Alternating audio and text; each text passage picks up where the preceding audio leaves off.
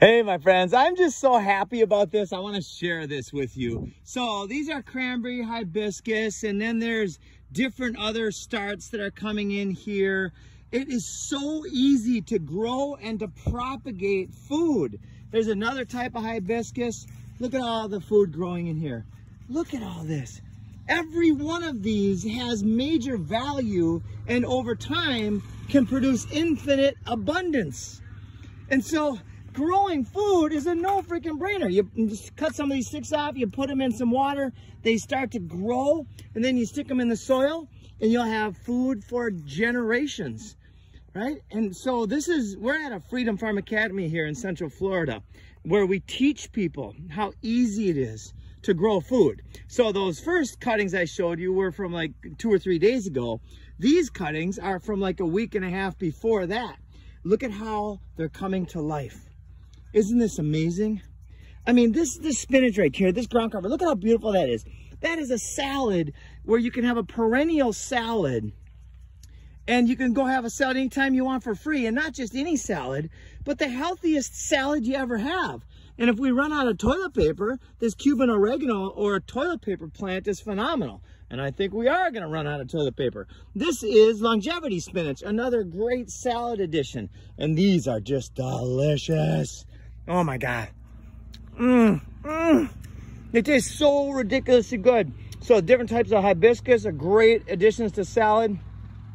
And then it goes on and on and on. My friends, this is how we change the world. This is it. Look at the dragon fruit and all the different stuff coming in. Sweet potatoes are one of our favorites. And look at the cactus here. Those cactus, we got a cactus corner, and they're edible cactus as well. Right, here's some of the trees that we're rehabbing a little bit. We took from different areas. And then I just want to show you, this all looks kind of rustic right now, kind of Prepperville, right? We have an off-grid solar system here. It really looks like a Prepperville, but it will look very, very beautiful. Look at all the bamboo, 3 different types of bamboo, and zapote, and we've got actually over 200 different types of food growing. There's the majority of our food forest right here. We've got new chicken coops, so it kind of looks like a construction zone. The reason those panels are laying there is because we took them down for Hurricane Ian. So this is, we got several different types of sweet potato. So that is the more traditional sweet potato. We've got 150 pounds of this really purple, amazing sweet potato. Papaya is coming in like crazy. My friends, the food hasn't even started growing. I mean, we're at probably 1% of our productive capacity, and we've already got so much food here, there's no way we could eat it all. Now, why are we doing that?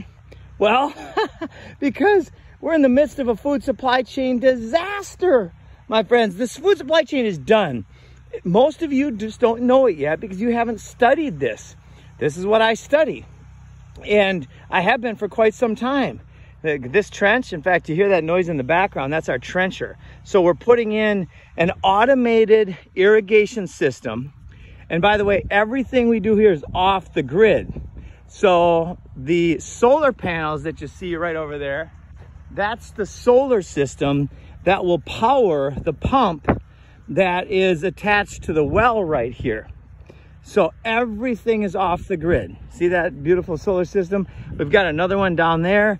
And then we're putting up 3 tiny homes. They were supposed to be here starting yesterday, but now it looks like tomorrow because they had to get a crane because we got these shipping container homes. So we've got a crane coming on Thursday to lift up the shipping container home and to place it down down over there where that other container is. We've got 3 beautifully custom done tiny homes, shipping container homes that are going in that area. And then we're building lot 1 into a food forest or a Freedom Farm Academy demonstration site with all of the food, water, and energy needs met on site. It's how we want to live anyway, but then we add on the function of turning it into an education and demonstration center. Now, do you think it's going to be a good business model to grow food right now? Do you think it's going to be a good business model to help our neighbors grow food right now? You darn right it is. It's going to be incredible when we can demonstrate, and we're already doing this. I've got 4 visitors just today that 2 of them are starting Freedom Farm Academies themselves. It's an incredible model. When people come in here and they walk around and they eat these delicious foods off the tree, like this Jamaican cherry, also known as the strawberry tree, and the mulberries and raspberries and blueberries and blackberries and sugarcane and hibiscus and figs and carambola. Look at the star fruit here. Look at all those things coming in. And by the way, this is a guild. There's comfrey, perennial peanut, and a guild is a community of plants that support each other. I believe this is sweet tamarind, moringa, juca, more pigeon pea. Look at that. More hibiscus, more longevity spinach and cranberry hibiscus. Look at this. Isn't this freaking amazing? My friends, it's time to grow food. This is less maintenance than a lawn. We've got turmeric, ginger. We've got taro, all sorts of taro back there. And check this out. This is mind-blowing. These bananas, this whole thing was sand about 10 months ago. And now it's a thriving food forest. Look at how the bananas come in. Isn't that freaking awesome? We got banana circles here. And my friends, it all starts with design, right? And if you're in the north, you might not know that this is a pineapple. It all starts with design, my friends, because there are certain plants that love each other, that support each other, that help each other grow. And there are other plants that compete with each other. So what you want to do is start out by designing your land to be productive. Look at all the bees. We have beehives over there, right there. And and this is sun hemp, all that beautiful yellow. Look at the papayas coming in.